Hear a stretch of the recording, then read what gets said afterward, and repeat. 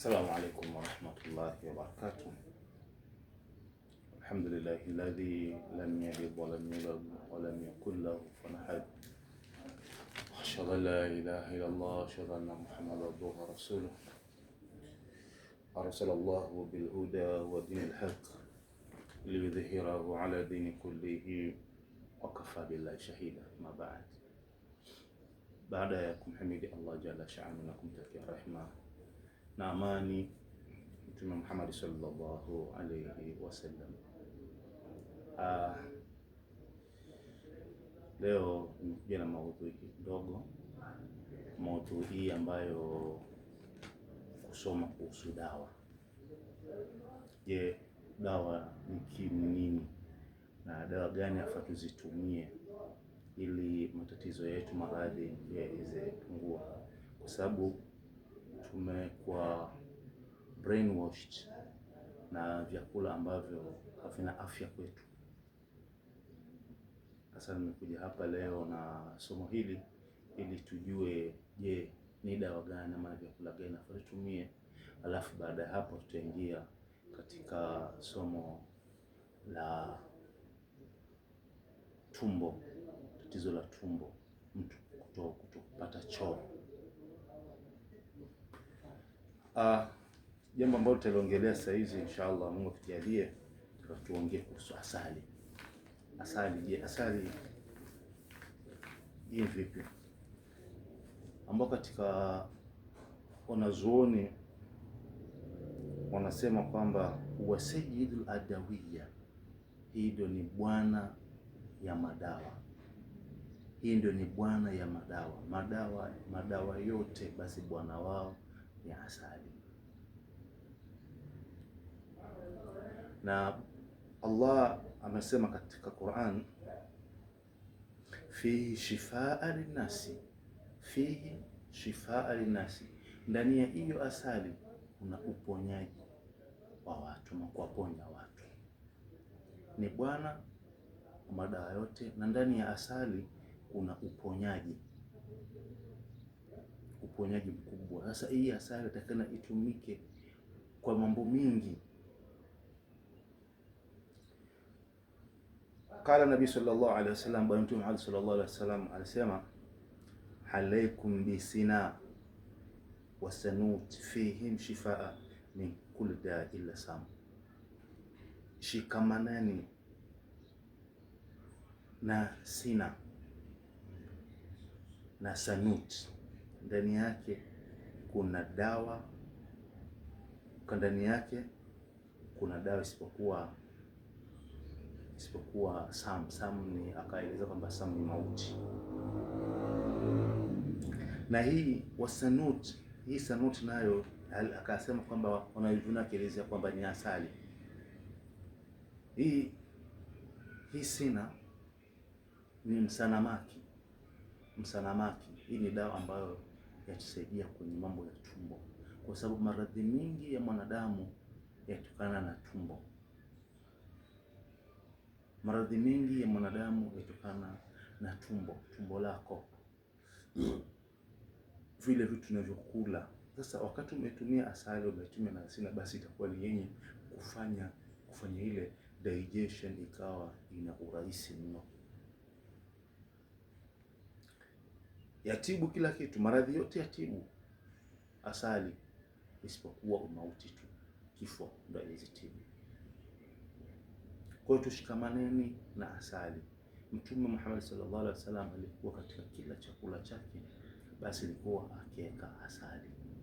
Kila nyama anaweka asali, mkate wa mofa anaweka asali.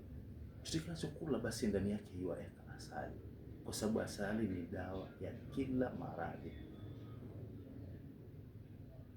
Na pamoja na msanamaki, tutakuja tuongee baadaye kuhusu nini msanamaki. Nitawaletea nionyeshe msanamaki ni nini, wala ambao hawajui nitawaletea siku nyingine nionyeshe msanamaki ni kitu gani. Lakini sasa siku hizi asali zimekuwa asali nyingi sana. Kuna asali feki, kuna asali ambazo ukitembea barabarani zinauzwa ni feki. Asali ile ya nyuki, wacha asali ya kutengenezwa na sukari buru. Asali yenyewe ile ya nyuki ndio ambayo tunaisema hapa.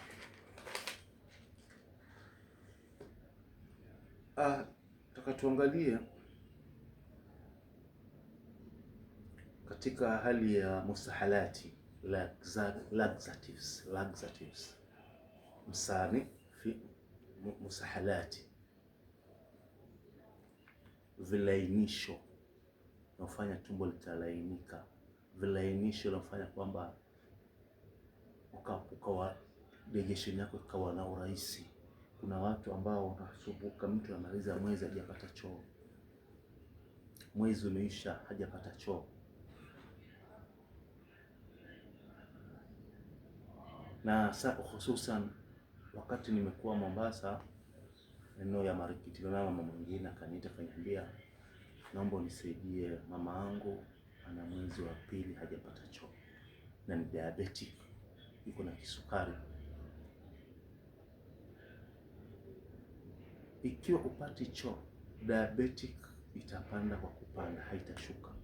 Ni upate choo ndo diabetic hiyo inaweza kushuka, kwa sababu diabetic ni insulini zako kuwa juu, na insulini kuwa juu ni vyakula tunavyokula tunafanya kwamba insulini zinakuwa juu. Kwa hiyo itakana tutumie vilainishi ambavyo vitafanya kazi urahisi vya tumbo. Wa mimma yashalu insani haliliji, na miongoni mwa vitu vinavyorahisisha usagaji vyakula ni dawa inaitwa ahaliliji. Ahaliliji ni dawa ambayo mara nyingi imemea sana India. Ziko aina mbili, kuna ya brown na kuna ile ambayo si ya brown. Na ile ambayo si ya brown ndio ambayo ni bora zaidi, lakini zote ni dawa. Hizi dawa ni vilainisho vizuri sana. Tuangalie ahaliliji asfar, ambayo ile ambayo ni ya brown ni bardi yabis, ambayo hii tunasema kwamba ni baridi kavu.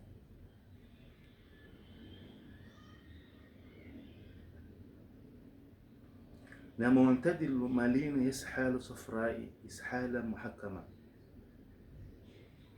na hii dawa sio kali. Inavyosema kwamba hii dawa sio kali na hurahisisha mtiririko wa nyongo na kuhara. Hii ahaliliji asfar ukikono yenye kuitumia basi itakuwa yenye kulainisha nyongo na kuhara.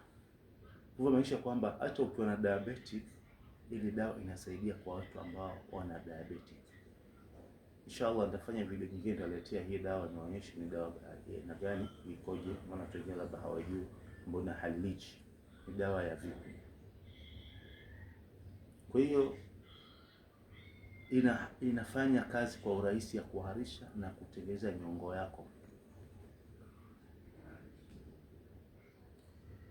Wakati kwamba itakuwa ni mwenye kunywa, kwa mtu ambaye yuko na nguvu, ambaye haja kwa dhaifu, itakana anywe dirham 5, na yule ambaye ni dhaifu, ni mnyonge, nguvu hana, itakana anywe dirham 3 ya haliliji.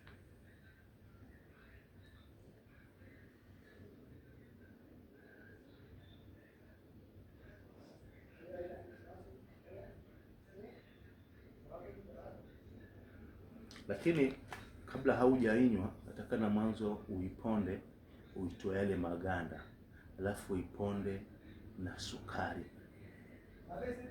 sukari uile. Hiyo itakuwa ni upande ya kufanya kulainisha tumbo, kulainisha kusaga, mashine yako ya kusaga ya tumbo. Basi ikiwa kwamba tutatumia hii ahaliliji, unatumia kama unatumia mambo na diabetic, kushukisha insulin, unatumia na sukari. Ikiwa uko na insulin, uitumie na sukari.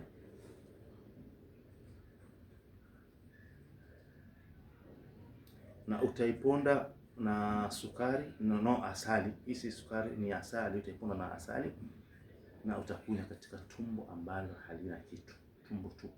huja chochote katika tumbo lako, ndio unakunywa hii dawa hii Halilij.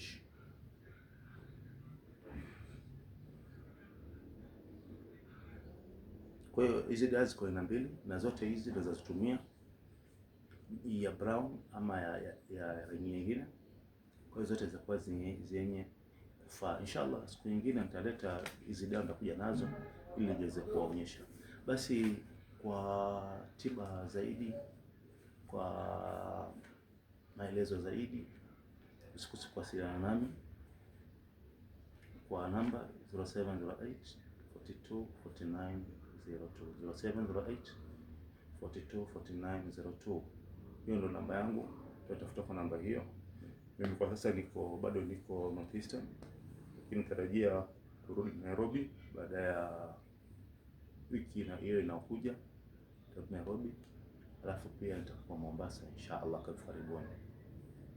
Assalamu alaykum wa rahmatullahi wa barakatuh.